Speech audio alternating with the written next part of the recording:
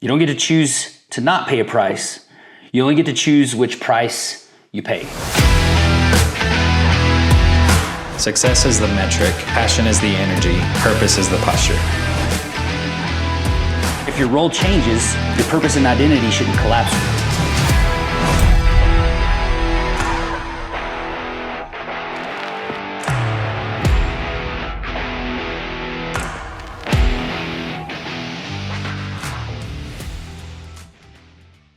Welcome to part 2 of When Passion Isn't Enough, Building a Purpose at Last. In part 1, we went over how when passion fades, walking through some things that help us handle that, and how to stay on track of pursuing the bigger picture and the ultimate goal. So thank you for joining us here in part 2, where we're going to discuss how purpose is what carries you through. So I want to go back to an idea you brought up earlier about how when your passion faded, you experienced some resentment and bitterness. Can you share a little more about that? Yeah, so when everything felt like it wasn't being reciprocated between the group of friends that I had, at one point they started distancing themselves from me, and I wasn't sure why, until I realized that I was looking at every relationship as a transaction. And I became aware of this whenever I realized I would only contact my parents when I needed something. And we would go months without contact, and we lived 10 minutes away. So that started giving me the awareness of that transactional mindset. And going back to my friends distancing themselves, I started paying attention and really listening to what I was saying and what I was communicating to them.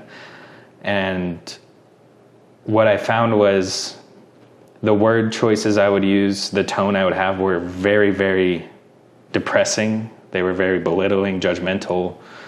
The vibe that I had was just super negative. And so it just made sense why nobody wanted to be around that.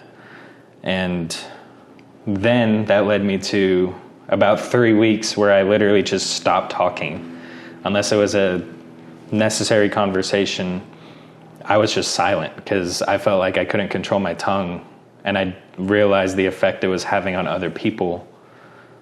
So for me, it was just safer to stop talking for a little bit.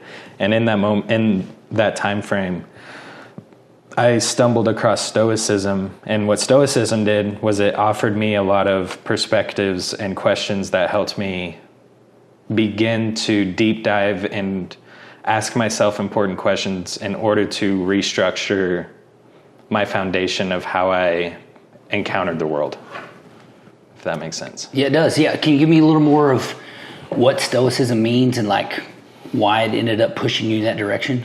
So I think the founding story of Stoicism paints the picture pretty well by itself.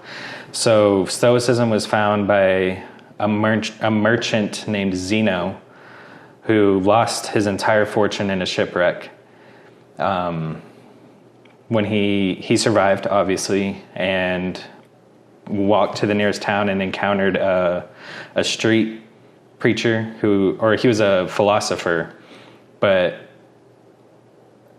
Zeno came across this perspective of you can't control what the world throws at you. You can only control how you respond to it. Not react to it, how you respond to it. And so I broke that down a lot, and I had to learn what Stoicism showed me was it showed me how to contain myself enough to respond to things. But responding to things requires inner communication. It's a lot of taking in, processing, and whatever you put back out into the world. So I couldn't even get past what I was putting out into the world, because as soon as I started asking what was inside, there was rabbit holes, there was spider webs, there was a lot of soul searching to do. But what Stoicism really offered me was just a new framework to work within to contain my emotions and keep me from being so harsh to people in order to process what was really happening internally. Wow, that self-awareness helped you, made you aware that it wasn't others' responsibility to give you what you needed to respond well. Exactly.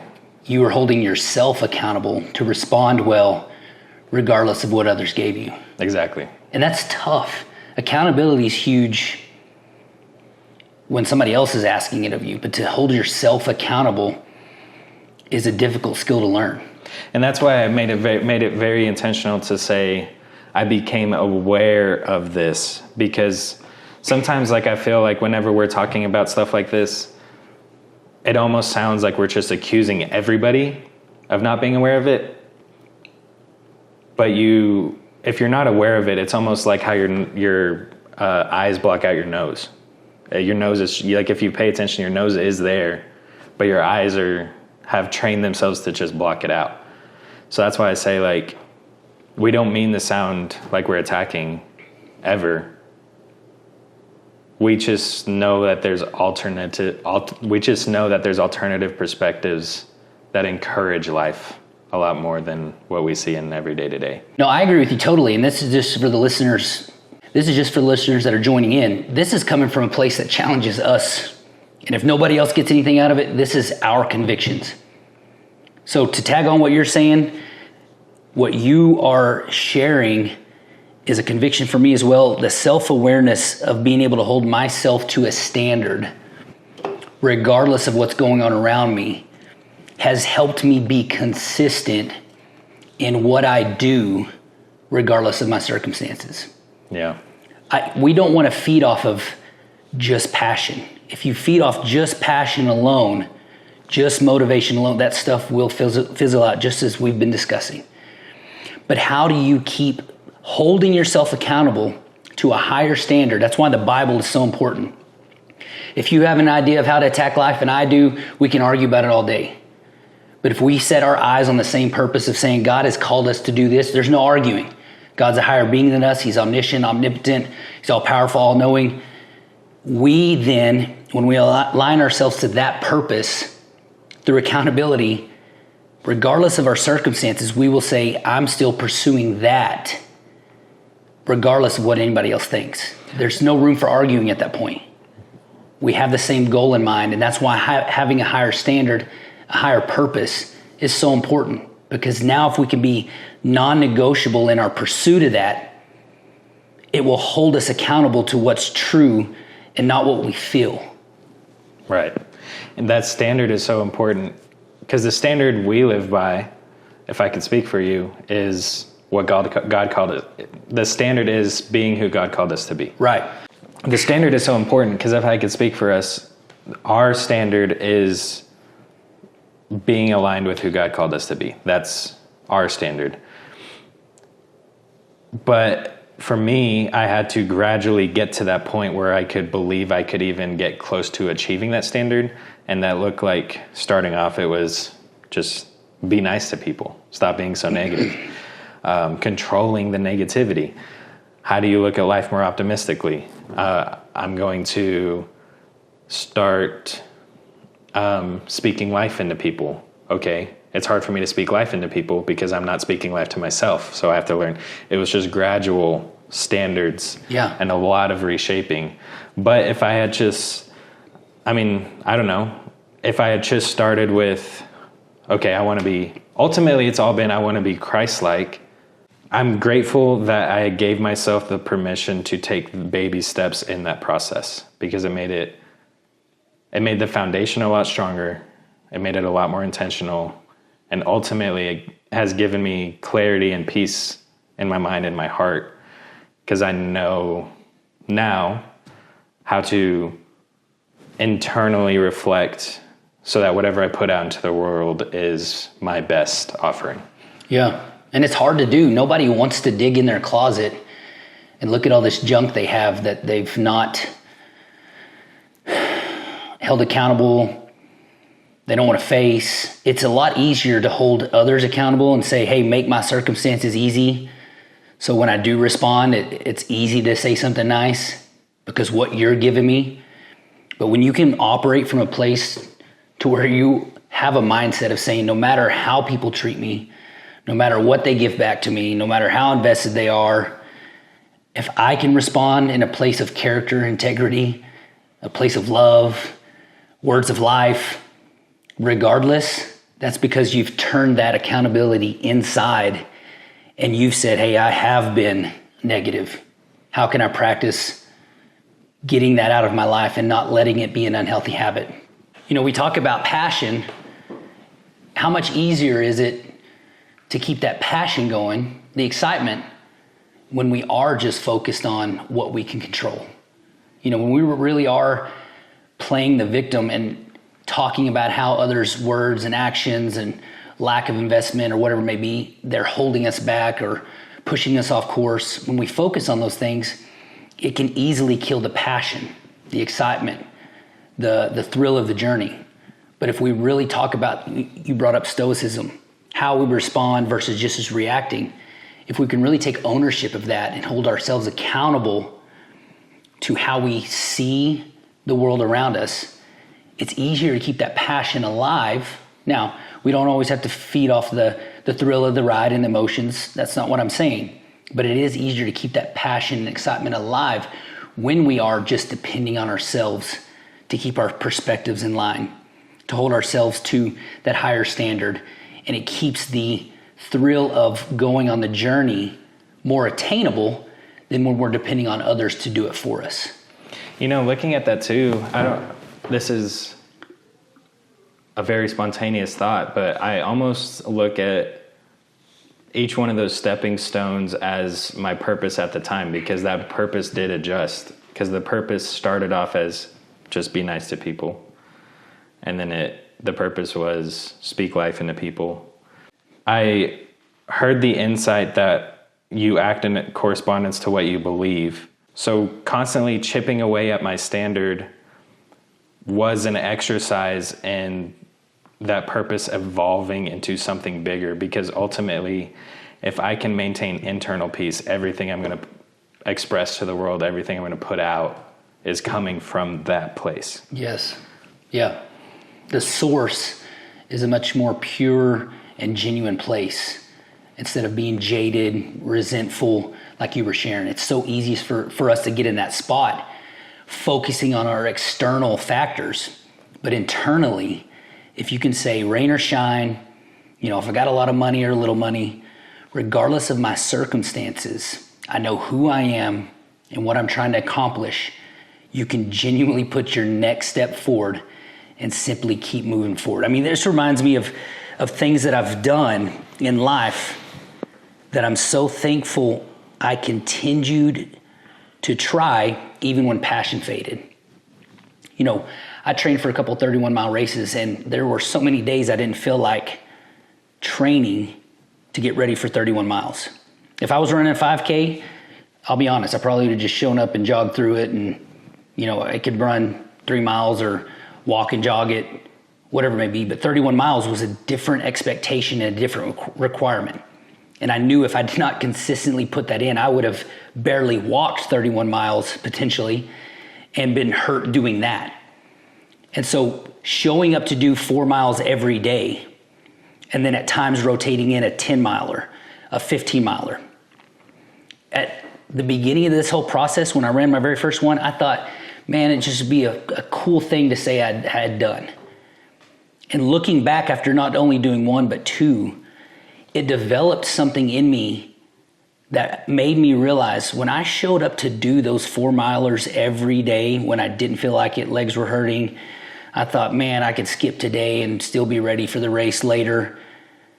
I realized that even when I didn't feel like it, I was so thankful that I did, because when it came time for the race, I was able to accomplish something that I didn't realize I could. And looking back, I'm thankful because of the result it produced. I didn't give up in the times when I couldn't see the result. And it has applied. I know it sounds silly, but running those races have impacted me on a spiritual level, a family level, a relationship level, to say, hey, I know you don't see it now, but if you'll keep doing the things you know are helpful and beneficial, It could be 6 months down the road, 12 months down the road, 10 years down the road. You're going to get a result that one day you're going to be like, I'm so thankful I didn't stop doing the things that were important just because I didn't feel like it. Can you give me an example of your internal conversations on those bad days? Man, that's tricky. It was kind of a variation of some, a lot of times I would distract myself with thinking about other things. Some of them were as simple as, hey, just focus on your pace and making sure it's roughly around the same time so you're staying on track. There were days where it was so bad to where I'm like, okay, my pace is, 7 minutes and 30 seconds per mile, shoot for 8 today. And even though we're falling off pace, I'm at least out here doing it. Giving myself the grace to even miss the pace. I struggled with that at first. I thought if I didn't keep improving it, or at least hit my consistent pace, that I was falling off track and that everything was going badly and I was failing. It's because you had that soda this weekend. Right. Yeah. And beginning to realize that showing up is more important than allowing myself to be deterred because of an expectation was a huge lesson for me. Being in the race as opposed to allowing myself to quit because I had some expectation or I felt like I messed it up or I made a mistake or I'd failed was a huge perspective shift in my life. So what about going even farther back, even before you start running? Like, because there had to be those days where like you woke up and you're just like, yeah, not today, Like, do you ever have those? Because you just have that dog in you, so like you just have that, or what's that? That border collie energy, So yeah, no doubt, yeah. Maybe you don't struggle with it as much. No, I did. But for me, like, I don't advocate for myself internally as much as I would like to. Like, what that conversation looks like. So, especially if I miss a day, if I miss one day, that next day, it's real easy for me to come in and say, yeah, I can do one more day off. It's okay. And then suddenly I haven't gone for a month, So what does that conversation look like to even get to where you start running? I guess I'll say this. One of the biggest pieces for me that I think helps me in those moments is I am a big dreamer. And so focusing on the bigger picture is something that I'm relentless in. I kept reminding myself that, hey, in X amount of months, you're going to be in a canyon in the heat running 31 miles. And you can either learn to take days off and deal with the consequences when you get there, or you can get out here and train so that when you get to that moment, you'll be as prepared as you can. So you almost don't give yourself a cushion because you sign up for the thing and you're like, I already signed up. So like, yeah, this is where we're going regardless. Yeah. So I told a guy that I would run it. I signed up for it, never ran more than a 5K, and I jogged through one of those for a fundraiser for the church I'd worked at just because we were out there for a good cause. And the commitment level for me, it's just like, I know this sounds cliche, but when you tell somebody you're going to do something, you do it. And I've not always been perfect in that. But commitment for me is so important because myself included, I have the same human nature as everybody else. It's so easy to say, hey, I'll try this, but if it goes crazy at all, I'm out. And when you have one foot on one side of the line and one foot on the other, you are going to 9 times out of 10 quit something. See, I think that's the biggest thing right there. Because every big moment of growth I've had, or in the seasons I've grown exponentially, came from me agreeing to things that kept me completely in the room, not one foot in, one foot out, for sure. I think that's the biggest thing. And that's where a lot of people, and once again, to our listeners, I'm saying this from a place of experience. Where we all struggle as humans is when we go into anything halfway. I mean, I'll be honest, if you go into stuff with 90% commitment, you're setting yourself up for pulling the ripcord on the parachute. when you can have the mentality of, if I'm doing this and there's no negotiating, and I was going to show up to that race, and I knew I would show up to there. If I'd taken a bunch of days off and given myself room to say, I'm going to take a week off, and it had turned into 2, whatever, I was going to show up to that race, and it was going to hurt. It hurt already going through all the training, but I knew I was going to show up. So since I had left no room for negotiating, I had already made up my mind. I'm not calling my buddy and saying I'm not doing this. Hey, I didn't train enough. None of that was an option for me. And since I had that level of commitment, it helped me have the fuel to train. Because I had 2 choices: show up and just get brutalized because I didn't have the discipline to see it through, or show up and be as prepared as I could. And I'm thankful, once again, of the commitment level, and there's no negotiating room of backing out of this. If we can apply that to the same with the venue. I mean, I knew if I could get the funding, I was all in.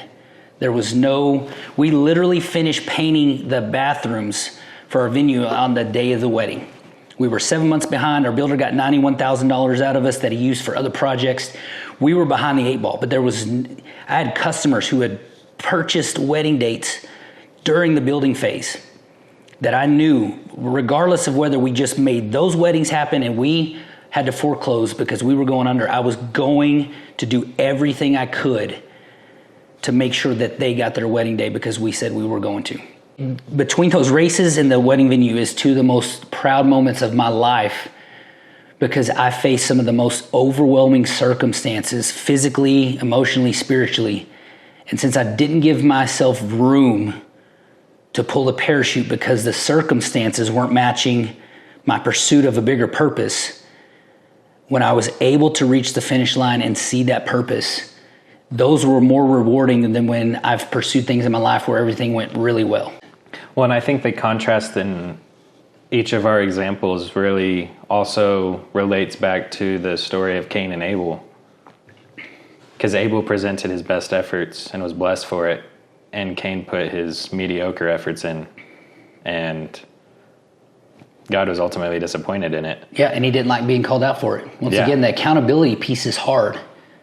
But to have that accountability and somebody say, like you were saying earlier, you can't handle the truth is hard. It is, especially when it comes in a loving way. But if you can hear that and adjust, pivot, and grow, great. But he didn't like it, didn't want to address it internally, and he lashed out because of that. Right. Yeah, he developed that spirit of bitterness. Yeah. Instead of changing something internally, he was trying to change his outward circumstances to match where he wanted to stay in his comfort area. Exactly. Yeah.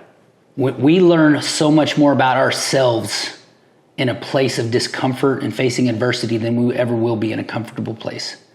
So how do you encourage somebody to encounter their own uncomfortable situations, with whether that's internally or with other people? How do you encourage somebody to take that challenge on that's never done it before? Ultimately it's up to them.